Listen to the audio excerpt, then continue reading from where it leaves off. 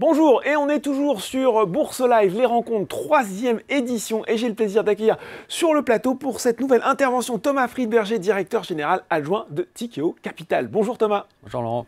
On va commencer, tiens, tout simplement par rappeler, pour les gens qui nous regardent, qui nous retrouvent actuellement, le métier de Tikehau, j'ai presque envie de dire, la diversité des métiers de Tikehau. Alors Tikehau, c'est une société d'investissement et de gestion qui fêtera ses 20 ans l'année prochaine, qui reste à date la seule société de gestion cotée dirigée par ses fondateurs. Et ça, c'est très important parce que ça nous donne cet esprit entrepreneurial qu'on a su garder jusqu'à présent, qui fait en partie notre différence. Donc société de gestion, 40 milliards d'actifs, une quarantaine de milliards d'actifs sous gestion, à peu près 750 personnes dans 14 pays. Et une société donc cotée en bourse. Et 4 métiers, je crois, c'est ça, véritablement, pour comprendre. Absolument. Un petit peu. 4 métiers complémentaires, le private equity, les financements privés, ce qu'on appelle les actifs réels, donc infrastructure et immobilier, et puis la gestion d'actifs liquides. Alors justement, on avait envie aujourd'hui avec vous Thomas de faire un focus tout particulier sur la gestion d'actifs sur les marchés privés. Là pour le coup une activité qui n'est pas forcément familière pour tous les gens qui nous regardent. En quoi ça consiste et puis finalement quelles en sont les grandes caractéristiques ? Alors d'abord, il ne faut pas forcément opposer la gestion d'actifs non cotés avec la gestion d'actifs liquides. Parce que la gestion d'actifs liquides pratiquée de manière fondamentale, en fait, est assez proche finalement de ce qu'on fait dans le non coté. Je dirais que ce qu'on fait chez Tikehau d'une manière générale, c'est de la gestion concentrée de conviction. Les décisions d'investissement sont prises sur la base d'une analyse fondamentale financière et extra-financière, très important, qui est faite chez nous. Ça, c'est la caractéristique commune à tout ce qu'on fait. Après, dans les actifs non cotés, dans la partie non cotée de ce qu'on fait, la grande différence, c'est que ce sont des fonds fermés, donc on est vraiment dans le temps long. On explique peut-être tout simplement ce que c'est qu'un fonds fermé. C'est un fonds dans lequel vous investissez au début voilà. Et puis ensuite on va appeler le capital au fur et à mesure que le capital est déployé dans des transactions que l'on fait, mais vous ne pouvez pas sortir et on vous rend l'argent quand on sort de ces transactions, effectivement à la fin de la vie du fonds, alors sur une période qui correspond à la période de liquidation des actifs de ce fonds-là. Et donc on est vraiment dans le financement de l'économie de long terme.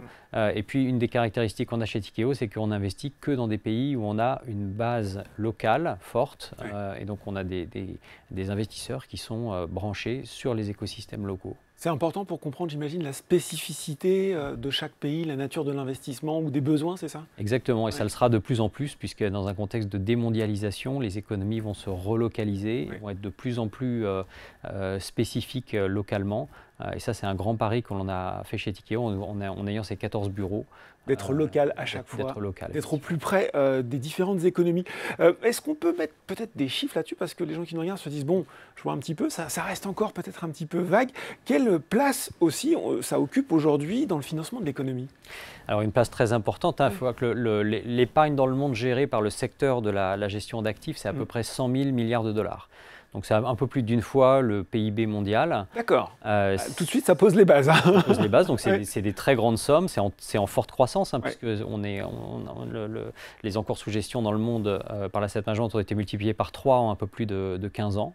Aujourd'hui, à l'intérieur de ça, le non coté, la gestion alternative représente à peu près 20% de cet encours-là. Pour vous donner une idée des ordres de grandeur, si vous lisez les rapports du GIEC et de l'Agence internationale de l'énergie, ils vous disent que pour réussir la transition énergétique, c'est-à-dire pour être à peu près 2 degrés de réchauffement… À la cible, ce fameux scénario des 2 degrés. Exactement, de 2100, il faudrait investir à peu près 6 000 milliards de dollars par an dans la transition énergétique. Donc ça représente à peu près 6% du stock d'épargne mondiale chaque année qui doit pivoter vers ça. Donc c'est en train de se faire, c'est largement, c'est ambitieux, mais c'est atteignable, mais ça ne se fera pas sans la finance.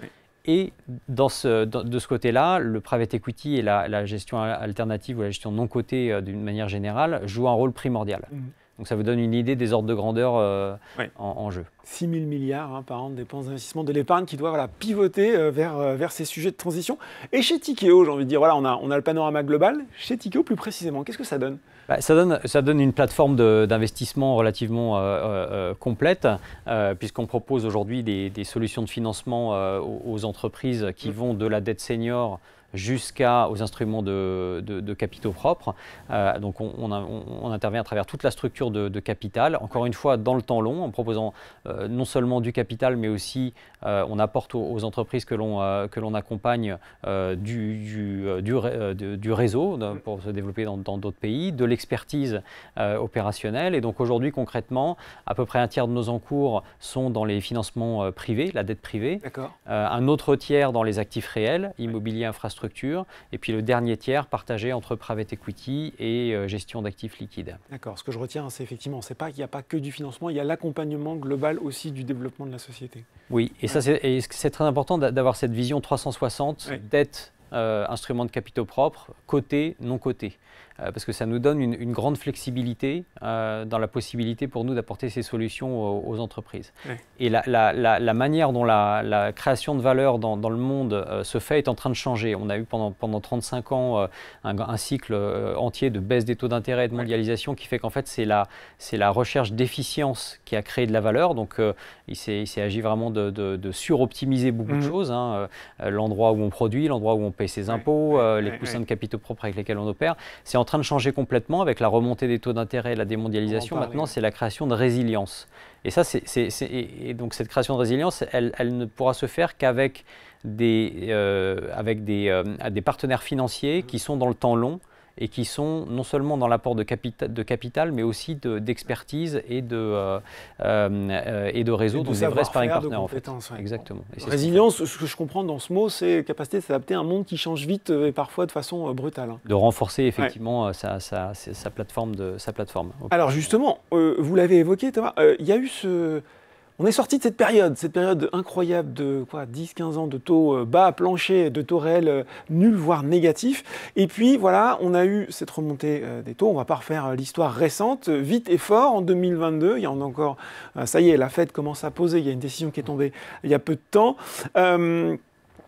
Conséquence, elle a redonné de l'attrait à des actifs liquides et peu risqués. Quel impact tout ça a sur votre métier? Est-ce qu'il reste compétitif en termes de financement pour un investisseur ou est-ce qu'il n'y a pas le risque qui se détourne finalement en disant, oh là, finalement maintenant j'ai du rendement et de la liquidité, je vais aller plutôt vers ça? Alors c'est vrai que la remontée des taux, qui d'ailleurs est salutaire, parce qu'on ne pouvait pas vivre avec des taux négatifs comme ça pendant beaucoup plus longtemps sans créer de dysfonctionnement dans l'économie, remet sur le devant de la scène effectivement des solutions d'épargne qui étaient devenues inintéressantes. Ceci dit, c'est pas pour ça qu'elles n'ont pas de risque, parce que ce qu'on appelle les actifs sans risque, c'est sans risque de défaut, et encore, mais ça peut être un risque de taux de duration. Je rappelle quand même que Silicon Valley Bank a fait faillite avec des obligations du Trésor américain à 10 ans. Quand on se loupe sur la duration, des fois, ça peut coûter cher. Exactement. Donc, c'est attention quand on appelle ça actifs sans risque. Ceci dit, sur les actifs risqués, puisque pour le coup, on investit dans des actifs risqués, puisqu'on aide des entreprises, et donc il y a forcément un risque derrière. Ça s'ajuste aussi des taux d'intérêt d'une manière ou d'une autre. Je pense par exemple aux instruments de dette privée, qui sont pour la quasi-totalité de ce qu'on fait à taux variable. Et donc là aussi, la remontée des taux d'intérêt fait que les rendements espérés sur cette classe d'actifs-là ont significativement augmenté également. Ce qui veut dire en fait, c'est qu'une fois passé cet ajustement, vous trouvez le mouvement plutôt sain au final, plutôt normal et plutôt souhaitable. On le trouve sain parce que, si vous voulez, ces 35 ans de recherche d'efficience ont quand même eu un impact, permis par la baisse des taux et par la mondialisation, ont quand même eu un impact sur la biodiversité, le climat, les inégalités. Ça a créé des bulles, de la mauvaise allocation de capital. Et donc, en fait, on retrouve le E, le S et le G. Et je crois qu'il faut être assez confortable avec le postulat qu'on rentre dans plusieurs décennies probablement de croissance beaucoup plus faible, mais beaucoup plus durable. Plus durable parce que plus résiliente et parce que s'expliquant probablement par une part plus importante de facteurs extra-financiers dans l'économie. Donc cette baisse des taux, nous, on trouve que c'est extrêmement salutaire. Cette remontée. C'est juste qu'il va falloir, cette remontée des taux, cette remontée des taux, extrêmement salutaire, il va juste falloir être beaucoup plus sélectif qu'avant, mais ça c'est ce qu'on sait faire chez Tikehau. On exécute à peu près 5% des transactions pour lesquelles on signe un accord de confidentialité, donc on a toujours été sélectif. Et c'est ça qui va compter à l'avenir, beaucoup plus que la manière dont on alloue à travers les classes d'actifs. Alors, Comment vous voyez, là aussi, vos perspectives de croissance à vous dans ce marché qui reste finalement bien orienté? Alors, il y a deux pôles sur lesquels on alloue nos ressources aujourd'hui. Dans un monde de croissance faible qui va être le nôtre, mais croissance faible, mais encore une fois plus durable, hein, donc plutôt souhaitable, il y aura quand même des méga-tendances qui vont concentrer la croissance forte. Et ces méga-tendances, elles sont probablement liées à la création de résilience. Donc, typiquement, la transition énergétique aujourd'hui, qui en plus d'adresser les sujets climat, devient également, on le voit bien, un avantage compétitif pour les sociétés, parce que quand vous rapatriez de la capacité de production industrielle sur votre sol pour créer cette résilience dont tout le monde parle, adresser l'efficience énergétique de vos bâtiments, de vos process industriels, de vos flottes de voitures, de camions, c'est un avantage compétitif. Ça devient clé. Hein, ouais. Donc on aura toujours de la croissance forte là-dedans. Ouais.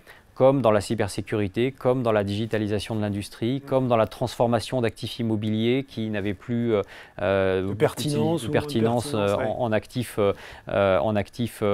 qui en ont, avec en plus un sujet d'efficience énergétique des bâtiments et donc de transition énergétique. Donc il y a ces méga-tendances d'un côté qui vont concentrer la croissance. Et puis de l'autre côté, il y a probablement, avec la remontée des taux d'intérêt dans un monde très endetté, une crise de liquidité. Et moins de liquidité disponible. Et moins de liquidité disponible. Des États qui vont devoir continuer à émettre énormément de dettes pour financer des déficits budgétaires toujours croissants. Et ça ne va pas s'arrêter. Et donc dans ce cadre-là, être apporteur de liquidité à des entreprises qui en ont besoin à un moment ponctuel de leur trajectoire va créer également beaucoup de valeur. Et c'est pour ça qu'on a annoncé typiquement récemment qu'on lançait une activité de dette immobilière qui vient compléter l'apport de solutions, ce qu'on appelle situation spéciale, à des sociétés qui sont saines mais qui à un moment, pour une raison ou pour une autre, ont dans une situation un peu délicate, quoi. Ouais, c'est ça. Et également le rachat en secondaire de portefeuilles de gens qui sont forcés de vendre parce qu'on est dans une crise de liquidité peut apporter de la valeur. Donc, d'un côté, ces méga tendances de croissance, de l'autre côté, l'apport de liquidité à des endroits de l'économie où il y en a besoin. Bon, on comprend bien, hein, l'environnement, il est intéressant, il est challenging aussi. L'investisseur particulier qui nous regarde aujourd'hui, je pense qu'il a appris plein de choses, dit super intéressant, ou qui verra la conférence en replay. Mais ça semble un peu loin de moi tout ça, je ne peux pas vraiment bénéficier ou même investir dans tout ce mouvement. Qu'est-ce que vous pourriez lui répondre ? Déjà qu'en achetant l'action Tikehau, l'investisseur a finalement un panel de tout ça. Et nous, on est très optimistes pour l'avenir pour ces raisons-là, parce qu'on pense qu'on est bien positionné pour ça. On a des équipes d'investissement qui travaillent ensemble depuis longtemps, qui sont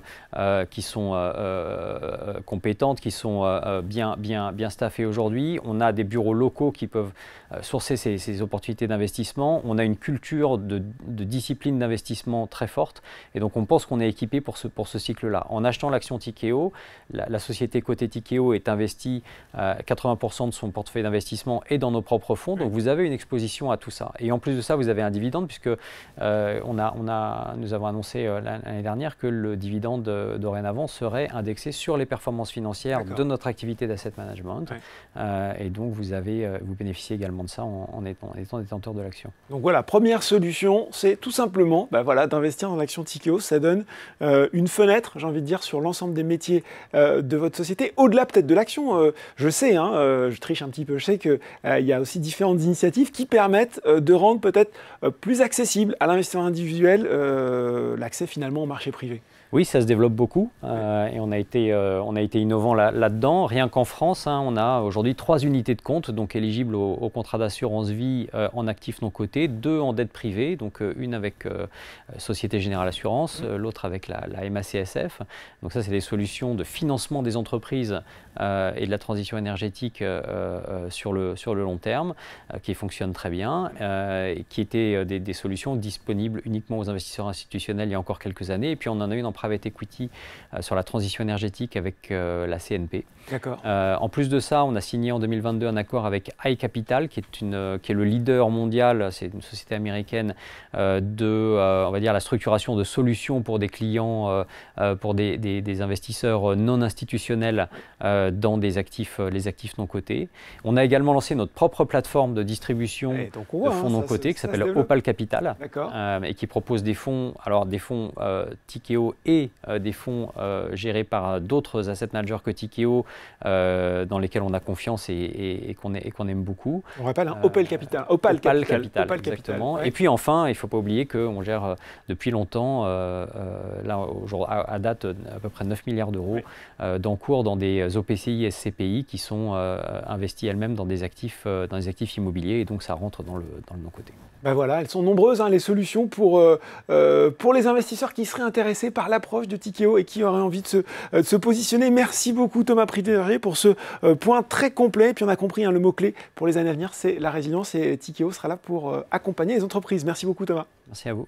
Et si vous avez encore envie de poser des questions à Tikehau, à toute son équipe, il ne faut pas hésiter à aller sur le stand de Tikehau. C'est maintenant, vous pouvez y aller. Et puis sinon, pour Bourse Live, les rencontres, ça continue. On se retrouve dans une dizaine de minutes avec une autre conférence passionnante avec Air Liquide cette fois-ci. Merci beaucoup et restez avec nous.